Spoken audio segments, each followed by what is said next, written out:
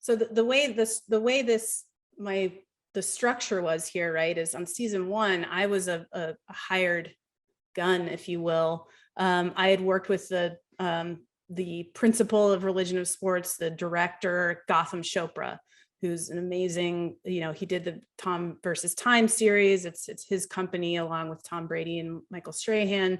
They make amazing sports documentaries. And I had done some main titles for him. I did the titles for Tom versus Time. And we started this great working relationship. So the Greatness Code came along because he had an idea for the show, or he had a great interview clip with LeBron James. And he was like, he tells this very imaginative story. We should do something with animation. Do you want to pitch something to me, back to me, basically, of how you might tell this particular story? So that's what I did, and pitched that back to him.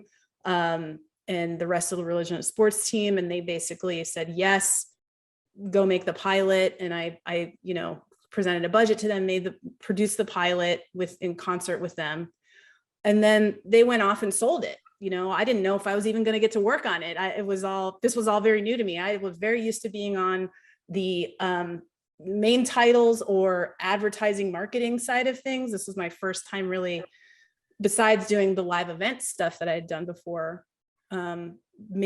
pitching a show or producing a pilot, So anyway, they sold it to Apple. And through that whole experience, again, because I think it was the first slate for Apple, I wasn't in contact directly with Apple very much. It was mostly Gotham and Religion of Sports, talking to them, but there wasn't a lot of interference on the part of Apple. They didn't give a ton of notes. Like, it was more about the story or how exactly what the athlete was saying, but it wasn't so much about the animation. So that was a very unique experience, I think. And then, like I said, when season 2 came around, I had to present every episode. I had to present to the folks at Apple and tell them, here's what the overall idea is for how to visually approach this story, because they knew what the story was that the athlete was telling. But before we made it, I had to tell them what the plan was for the episode. So they, it wasn't me just going out and doing whatever I wanted and be like, here, I hope you like it. Because the margins are tight too. This isn't a traditional animation show, and it's not a traditional animation like budget. So they needed to know what we were doing, but I couldn't do it first and do the literal storyboards for the whole season before we actually executed the animation.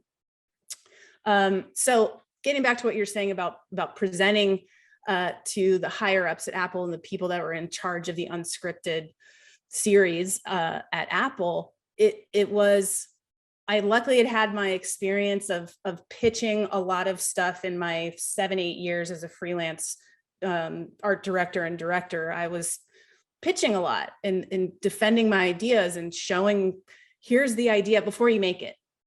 What is the idea? Give me the pitch. So I was very fortunate to have that experience, but it was a new level of intimidation to be, talking to the head of unscripted at Apple, and her saying, I don't love black and white, and me, I know you love me and my parents love me. I'm nobody when it comes to Hollywood, telling this person, here's why I think it should stay black and white, and giving the really concrete reasons, and putting my courage to the sticking pole and saying that. It was a big, I was proud of myself. I felt, but it's easy in a way to do that when you believe what you're saying. If you believe in what you're doing, even if the answer is no, it's easy to just tell someone why, because it's the truth. This is the truth. This is why I'm doing it. And you're the boss. If that's not what you want, that's okay. But I'm going to try and tell you the reason behind it, and hopefully try and sell you on it, and Gotham believed in it as well. And everybody at Religion of Sports believed in this sort of visual identity we had established, and they fought for it too. And we ultimately got to make that compromise and keep that kind of identity through this. And so it felt really good. It felt good it felt good enough to do one season of this thing, but to be able to have that conversation about continuing the story, developing, growing the show. The episodes got longer, telling longer stories. and having to evolve it visually was challenging. Like I didn't want to add more color in the animation, but I had to. And so I was like, all right, this is good. I'm used to this. I'm used to be given these challenges and being creative within them and rolling with it. It's something I've done for a lot of years, especially doing client work. I feel like that benefited me.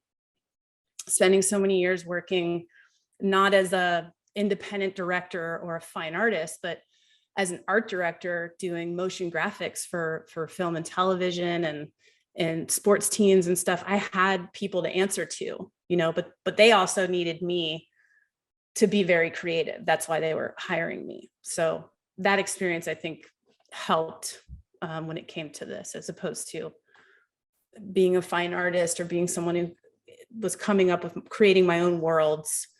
And then hopefully you want to give me, the grant or whatever it is I need to make that thing.